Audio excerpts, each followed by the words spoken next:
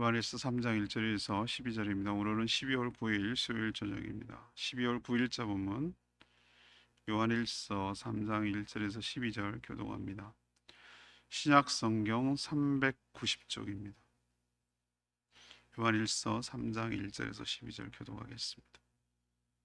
보라, 아버지께서 어떠한 사랑을 우리에게 베푸사 하나님의 자녀라 일컬음을 받게 하셨는가. 우리가 그러하도다. 그러므로 세상이 우리를 알지 못함은 그를 알지 못함이라. 사랑하는 자들아, 우리가 지금은 하나님의 자녀라. 장래에 어떻게 될지는 아직 나타나지 아니하였으나 그가 나타나시면 우리가 그와 한 줄 아는 것은 그의 참모습 그대로 볼 것이기 때문이니. 주를 향하여 이 소망을 가진 자마다 그의 깨끗하심과 같이 자기를 깨끗하게 하느니라. 죄를 짓는 자마다 불법을 행하나니 죄는 불법이라. 그가 우리 죄를 없애려고 나타나신 것을 너희가 아나니 그에게는 죄가 없느니라. 그 안에 거하는 자마다 범죄하지 아니하나니 범죄하는 자마다 그를 보지도 못하였고 그를 알지도 못하였느니라. 자녀들아, 아무도 너희를 미혹하지 못하게 하라. 의를 행하는 자는 그의 의로우신 것 같이 의롭고 죄를 짓는 자는 마귀에게 속하나니 마귀는 처음부터 범죄함이라. 하나님의 아들이 나타나신 것은 마귀를 멸하라 하심이라. 하나님께로부터 난 자마다 죄를 짓지 아니하나니 이는 하나님의 씨가 그 속에 거함이요 그도 범죄하지 못하는 것은 하나님께로부터 났음이라. 이러므로 하나님의 자녀들과 마귀의 자녀들이 드러나나니 의를 행하지 아니하는 자 또는 그 형제를 사랑하지 아니하는 자는 하나님께 속하지 아니하니라. 우리는 서로 사랑할지니 이는 너희가 처음부터 들은 소식이라.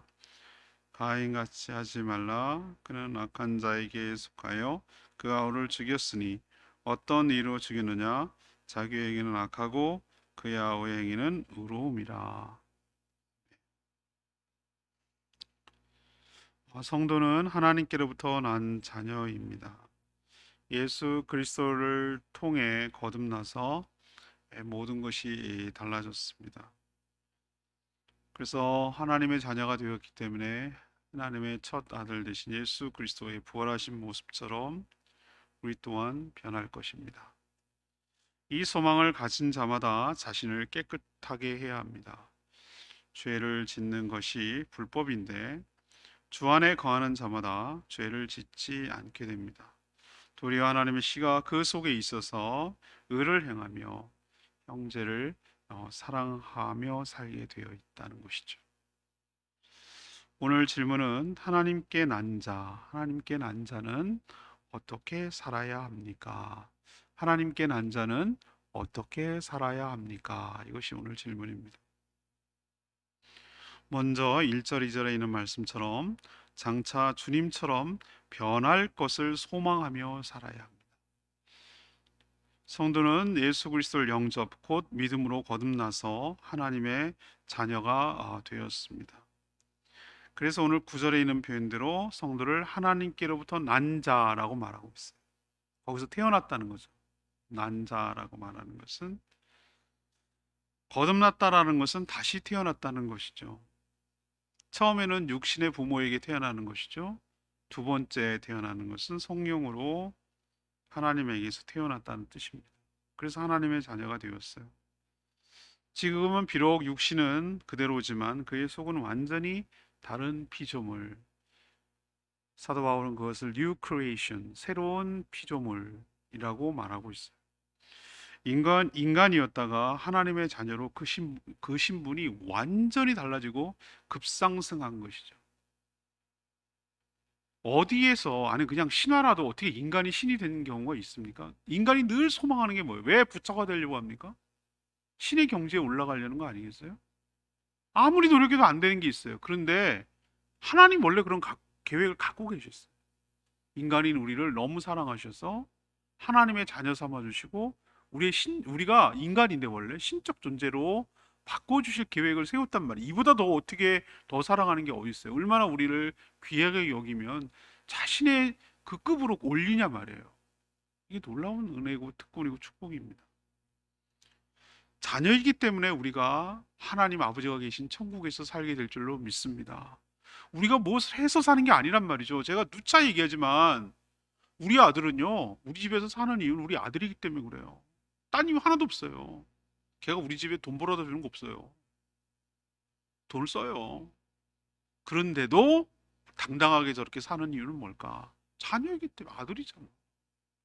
아들이잖아. 그러나 이런 몸 가지고는 그 하나님이 거룩하게 사시고 계시는 하나님의 그 옆에서 그와 함께 더불어 살 수도 없어요. 그리고 살아서도 안 되고요. 이 몸 갖고는 안 돼요. 그래서 하나님은 장차 우리를 변화시킬 것인데 우리가 지금은 어떻게 바꾸실지 알지 못해요. 오늘 그렇게 표현했잖아요. 몰라요. 경험해보지 않은 걸 어떻게 알겠어요. 그런데 좋은 사례가 있어요. 먼저 부활하신 예수 그리스도가 좋은 사례입니다.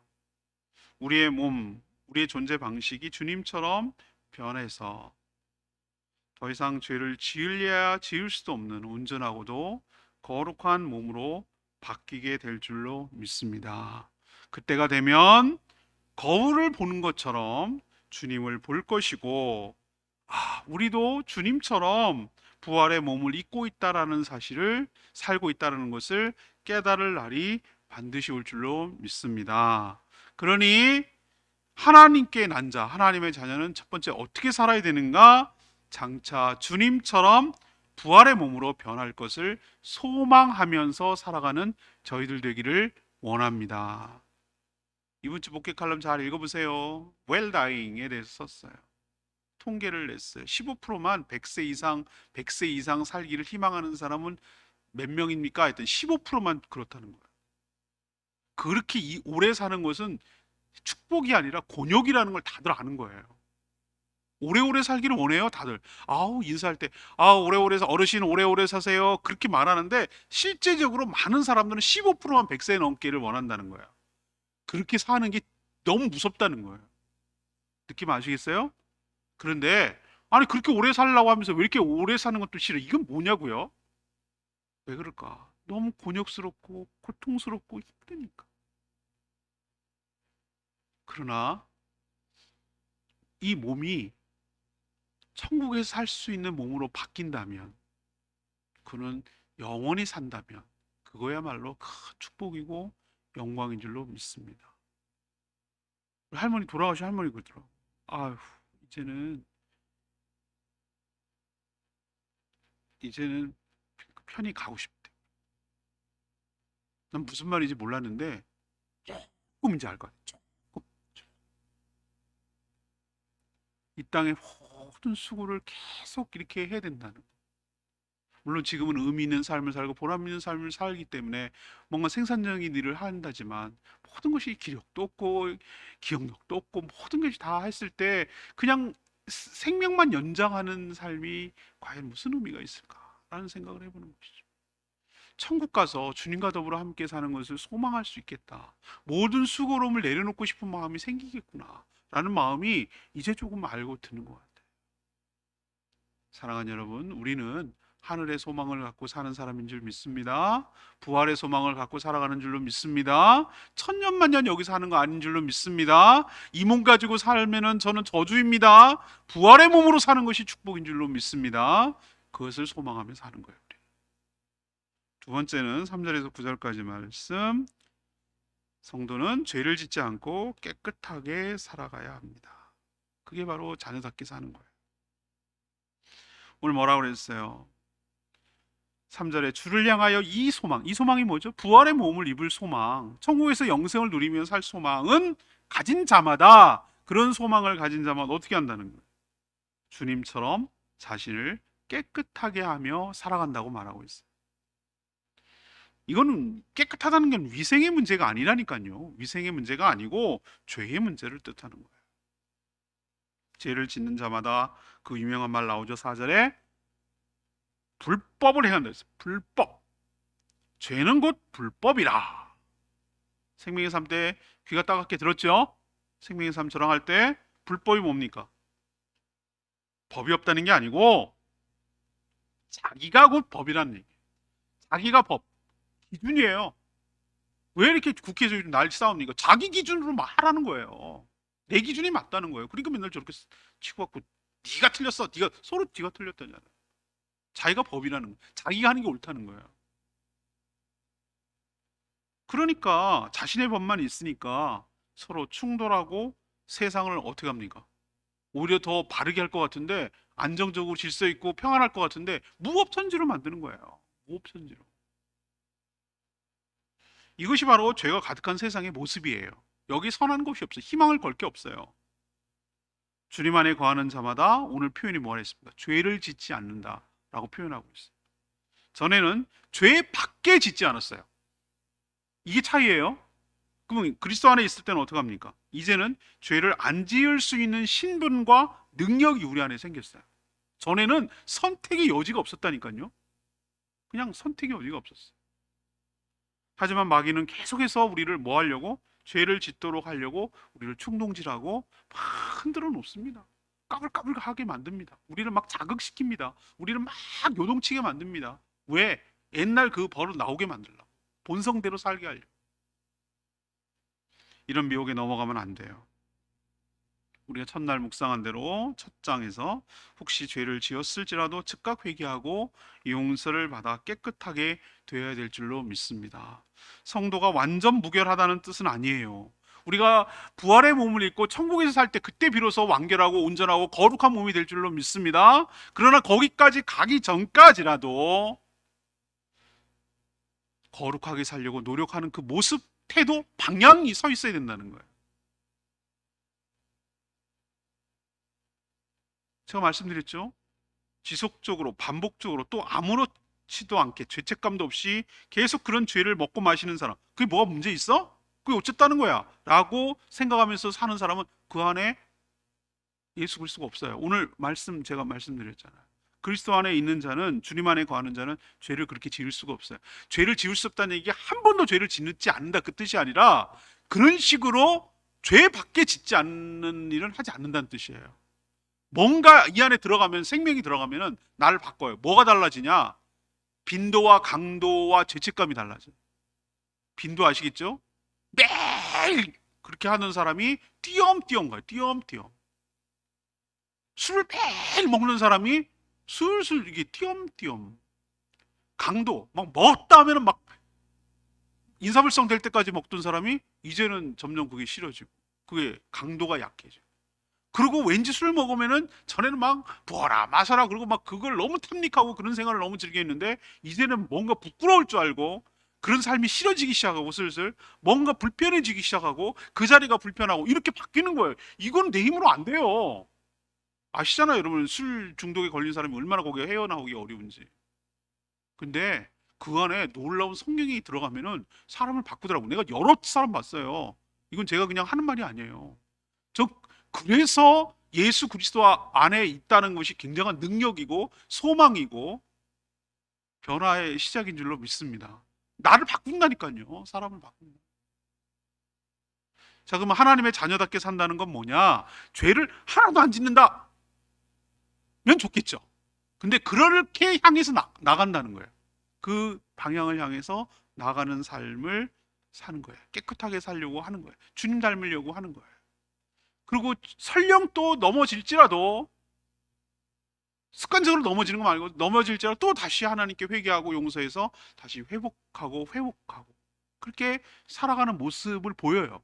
이게 바로 하나님의 자녀가 됐다. 하나님께로 난 자라는 자의 특징이기도 하고 모습이기도 한 줄로 압니다.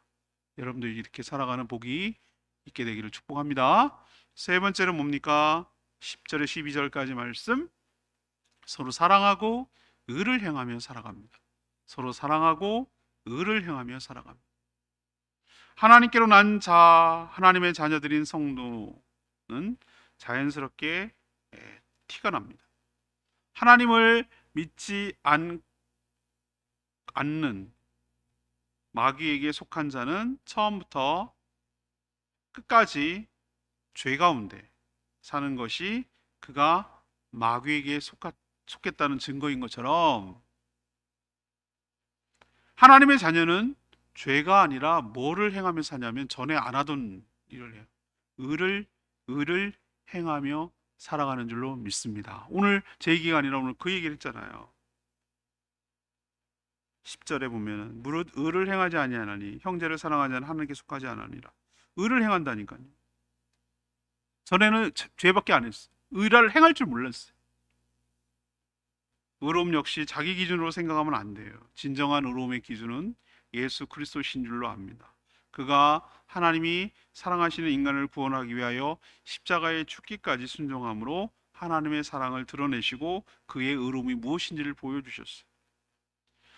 하나님께 속한 성도 역시 예수님처럼 형제를 서로 사랑하며 살아가는 것이 마땅합니다. 이것이 바로 하나님의 자녀라는 증거입니다. 가인은 형제를 죽여 악한 자에 속했음을 자신 스스로 드러냈고, 아벨은 죽임을 당해 그의 행동이 바로 의로웠다라는 것을 증명한 것이라고 그 옛날 사건을 재조명하고 있습니다. 성도의 삶은 죄를 짓지 않으려는 소극적인 태도가 아니라 주의 의를 실현하려고 적극 노력하는 태도여야 할 줄로 믿습니다. 이것이 바로 하나님께 난 자의 모습이라는, 하늘의 뜻이 이 땅에 이루어지기를 원하나이다. 우리가 주님이 가르쳐 주신 기도할 때 그 표현을 써요. 하늘의 뜻, 하나님의 거룩한 뜻, 하나님의 의로운 뜻이 이 땅에서 실현되도록, 억울한 일 당하지 않도록, 힘없는 자가 당하지 않도록,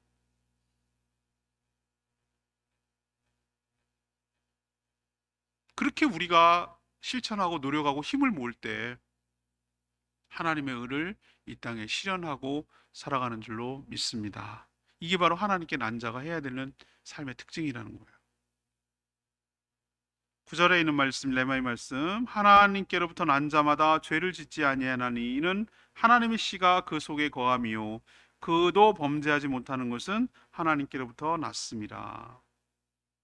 이 구원파 이단은요, 요 구절을 교묘하게 이용해 왜곡해요. 자신의 교리로 만들었어요. 요 구절만 갖다가 막 대요. 요 구절만. 하나님께로 난 자마다 죄를 짓지 않는다는 거예요. 그러니까 않는데 왜 회개하냐? 회개했다는 얘기는 하나님의 자녀가 아니라는 거예요. 그럴듯하죠? 이 구절만 갖다 대면 그렇죠. 하나님께로 난 자라도 죄를 지어요. 이 모순입니까? 사도 요한이 말하는 이 죄란 아까 말했잖아요. 의도를 가지고 지속적으로 반복적으로 죄책감 없이 지는 죄를 말하는 거예요. 서슴없이 아무런 죄책감도 느끼지 않는 그런 죄를 짓는 것을 말하는 거예요. 성도는 그렇게 살 수 없다는 거예요. 완전하게 완전 무결하다는 게 아니라 우리가 부활하고 천국에 가면 그럴 거예요. 그렇게 될 거예요. 근데 지금 이 땅에서 이 몸 가지고 살 동안은 그럴 수가 없어요. 오히려 작은 죄를 지어도 괴로워하고 회개하려고 해요. 그 이유를 오늘 설명하고 있잖아요. 하나님의 씨가 그 속에 거함이요 그랬어요. 다양하게 표현해 놓고 있어. 하나님의 씨, 하나님의 생명, 하나님의 말씀, 성령, 거룩, 기름 부으심 다양하게 표현하고 있어. 생명, 시작점, 씨앗이 이렇게 폭발적으로 성장하는 거지. 거기서 보여주는 거예요. 처음 시작은 C로 시작하죠. 점점 퍼져나가죠. 잘하잖아. 그런 것처럼 그 안에 성령이 계셔서 그를 바꿔가기 때문에 이렇게 죄를 짓지, 지속적 반복적 죄책감 없이 짓는 죄를 하지 않도록 이끌어 가신다는 의미에서 이렇게 사용한 거예요. 우리도 주님 닮아서 이렇게 거룩하게 살아가는 저와 여러분 되기를 소망합니다. 오늘 질문이 뭐입니까? 9절에 있는 것을 모티브로 제가 질문 던졌어요. 하나님께로 난 자, 하나님께로 난 자. 이게 질문이에요. 하나님께로 난 자, 다시 말해서 하나님께 거듭난 자, 하나님께로부터 태어난 자는 어떻게 살아갑니까? 이게 오늘 질문이에요. 첫 번째는 뭐라고 그랬어요? 부활 모습, 장차 주님처럼 변할 것을 소망하며 살아간다. 소망하며 이 땅에 미련두지 않는다. 두 번째는 죄를 짓지 않고 깨끗하고 거룩하게 살아가려고 하는 그런 성향을 갖는다. 완전 무결하다는 뜻이 아니라 그렇게 살려고 한다. 세 번째는 서로 사랑하고 하나님의 의를 이 땅에서 행하며 살아가려고 합니다. 이게 바로 하나님께 난 자의 특징입니다. 우리도 하나님께 난 자인 줄로 믿습니다. 그렇다면 이렇게 살아가는 것이 마땅한 줄로 믿습니다. 오늘 말씀 붙들고 기도하기 전에 556장 찬양지 부르고 기도하겠습니다.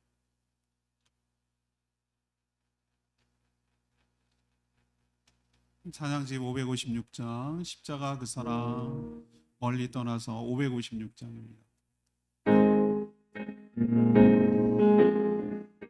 십자가 그 사랑 십자가 그 사랑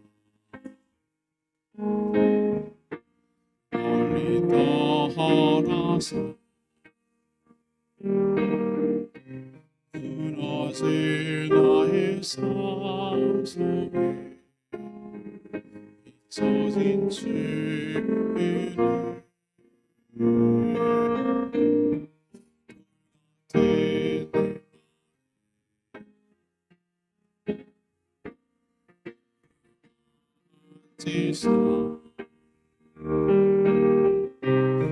죄는 다시 일으켜 세우신 주를 사랑합니다.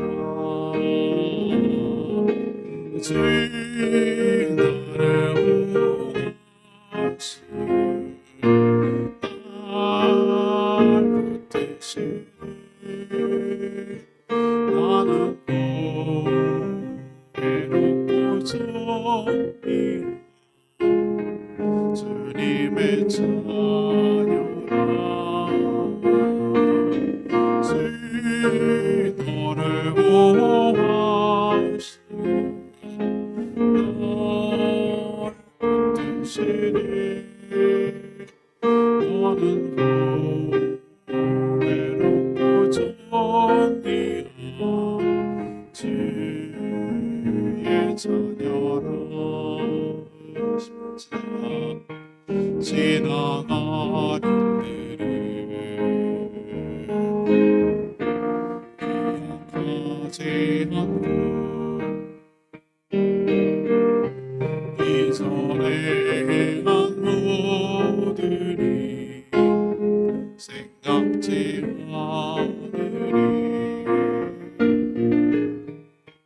사망의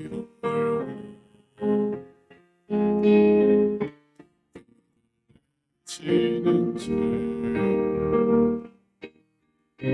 내 안에 새 일을 하신 주만 바라봅니다. 주 나를 보호하시니 날 붙드시니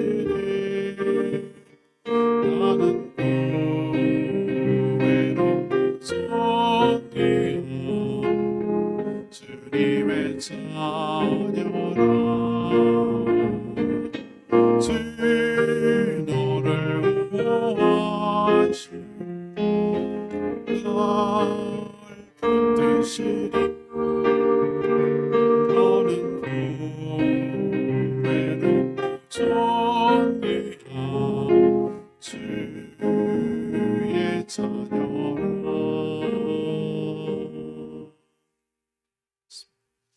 하나님께로 난 자는 어떻게 살아야 되는지 오늘 가르쳐 주셔서 감사합니다. 주님, 우리가 바로 하나님께 난 자인 줄로 믿습니다. 우리가 하나님 부활의 소망을 갖게 하시고 거룩하고 정결하게 사시고 또 이 땅에 하나님의 의를 실현하며 형제를 사랑하며 살아가는 저희들 되게 달라고 주의 외치며 기도하겠습니다. 주의 하나님 십자가 그 사랑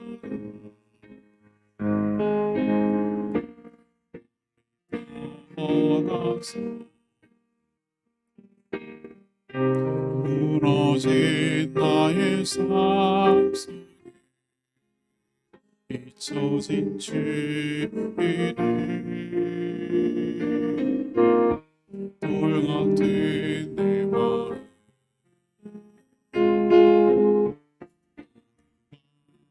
세상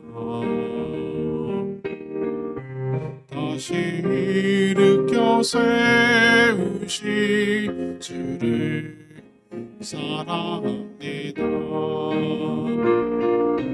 주 나를 보호하신 나를 되시니 나는 외롭고 존귀한 주님의 자녀라. 주 너를 보호하신 나를 되시니 너는 외롭고 존귀한 주의 자녀라.